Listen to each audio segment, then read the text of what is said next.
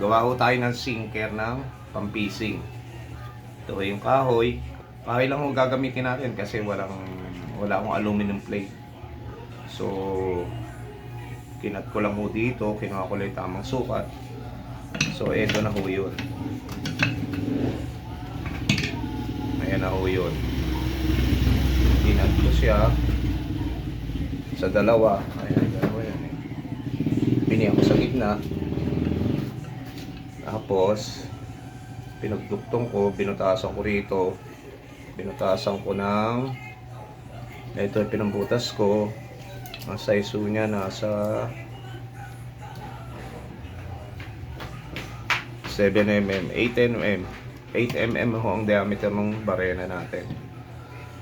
So, binutasan ko siya tatlo para ho paglagay ng tornilyo.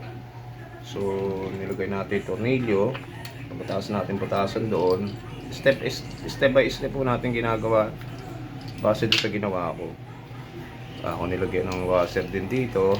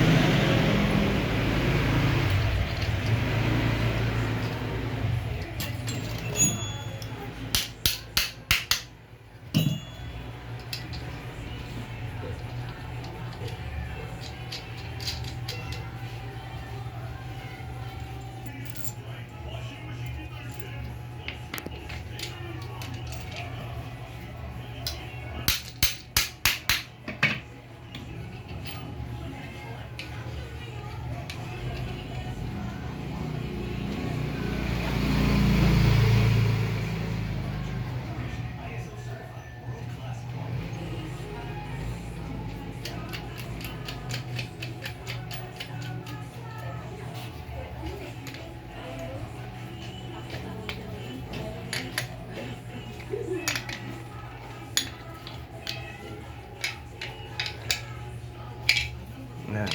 Tight lang ho natin ang sakto. Nung assemble ko ng ganyan, saka ko binutasan dito. Binutasan ko ng 9mm na barena. Hindi ko itinagos. Ang lalim niya siguro ayan, hanggang doon lang. Ayan. Siguro may mga natirang mga 6mm. Hindi ko siya tagos lahat po yan. So sa isang kahoy, kuha ko ng 10 piraso. Ito ang pinakamolde natin ng sinker. So binutasan ko siya ng 9mm. Hindi ko siya tinagos. Itong lapad na to is sabihin na natin nasa mga 26mm ang lapad. 26mm. So binutasan ko siya ng mga 20 lang. 20 ang lalim. So may mga 6mm pa natira sa 10 butas.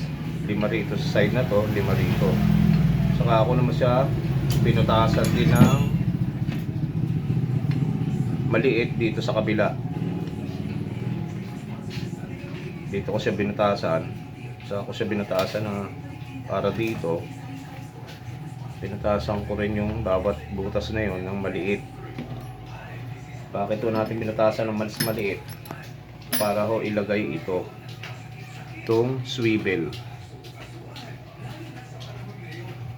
Balik mo natin.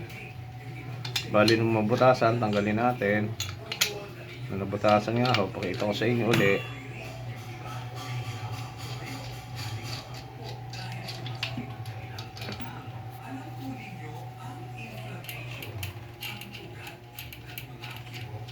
Yung mga swivel natin, mga pinaglumaan lang ba? Total, sa sinker lang naman natin ilalagay yan. So, wala naman masyadong critical na bagay. Ang importante, may pagtatalian ho tayo.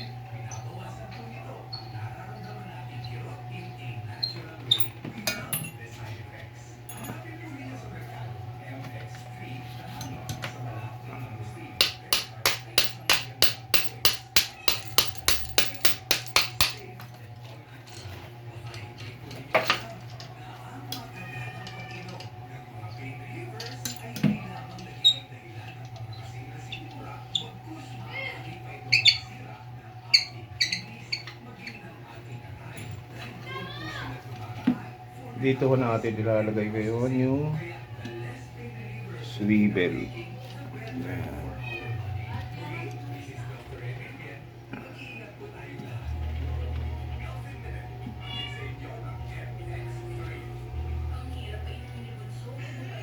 Papakain ho natin sa tingga.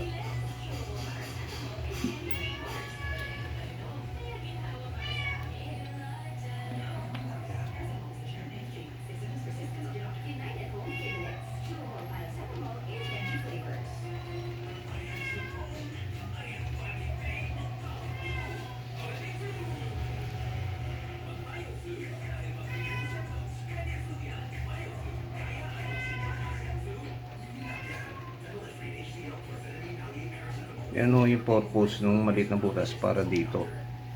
Yung sa malaking butas, yan naman ho yung magiging diameter ng tingga.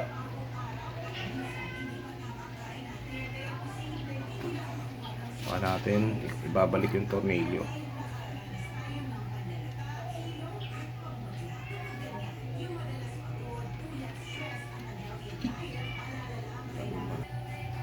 Yan ho, lalagay na natin ngayon yung tornilyo ulit.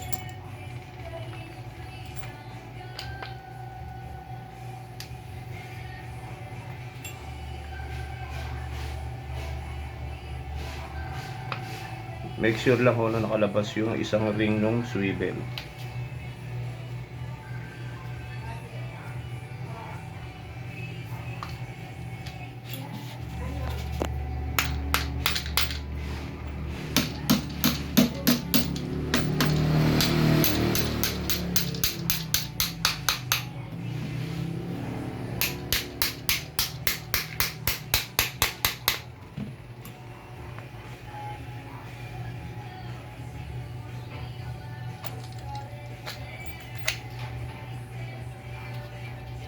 Saan natin lagay yung nut.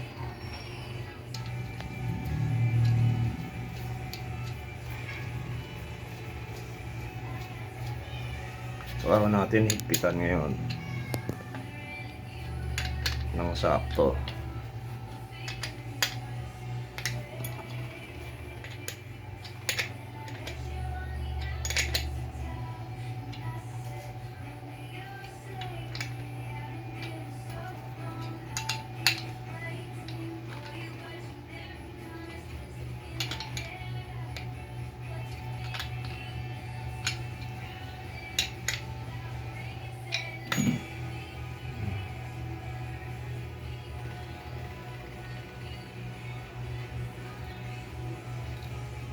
Ngayon, kumuha ako na isang welding rod.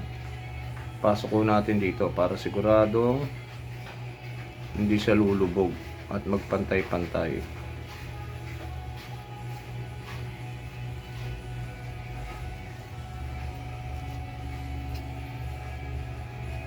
Ayan. Kaya pagka nilagay na natin siya ngayon ng tingga, dito natin bubuhos yung tingga. Magtutunaw muna tayo, gagamitin natin itong mga tinggang pinaglumaan. Dito natin tutunawin yung tingga. Gawan ko muna ng handle. Ito na rin ang pambubuhos natin.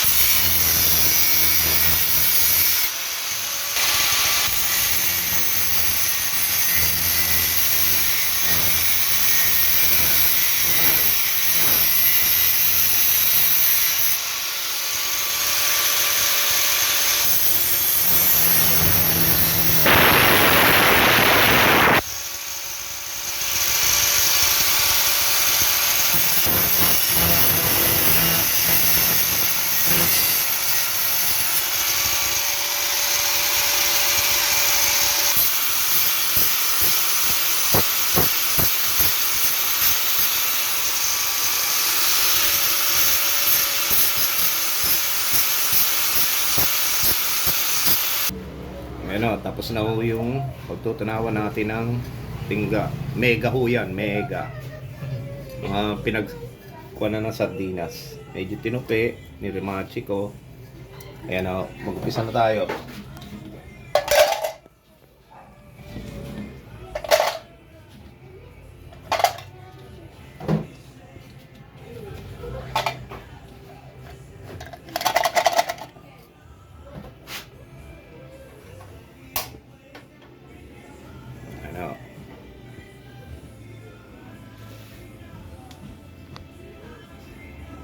tingga oh. Ayun ho, tingga. Natutunaw na ho. Kaya lang, mag-ingat ho kayo. Napakainit ho kasi nito. Ingat lang kayo na mabandian ba. Makikita nyo naman pagkatunaw na tunaw na siya. Tingnan natin. Konti pa ho. Hindi pa siya masyadong tunaw na tunaw.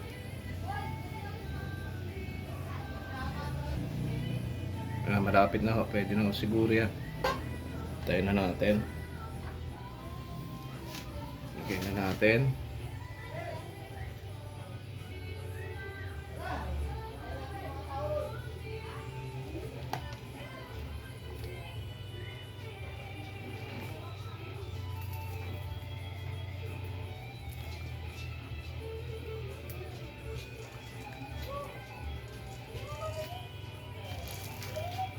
Ingat ko sa tumatalsik na tingga.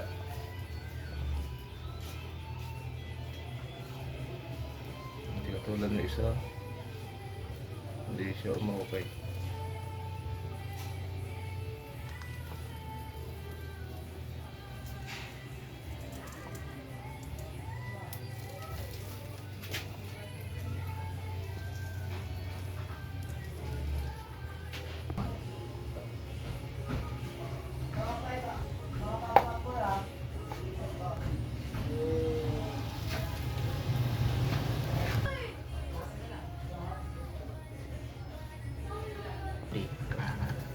Tingnan na ho natin kung ano ang itsura. Kung okay ba o hindi okay.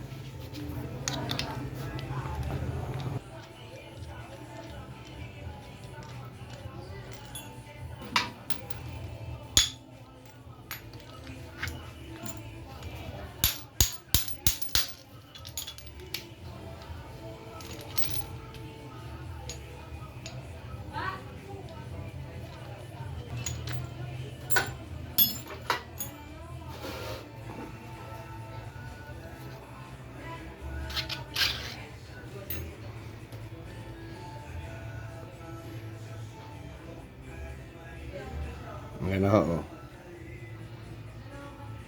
Hindi nga lang siya kagandahan pero okay naman na ho siya.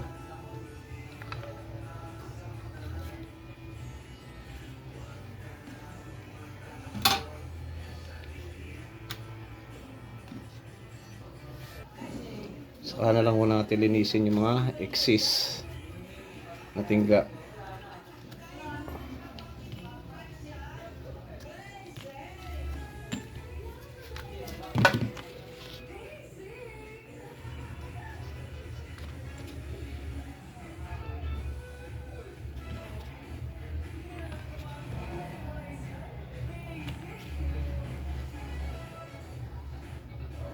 Maraming salamat ho.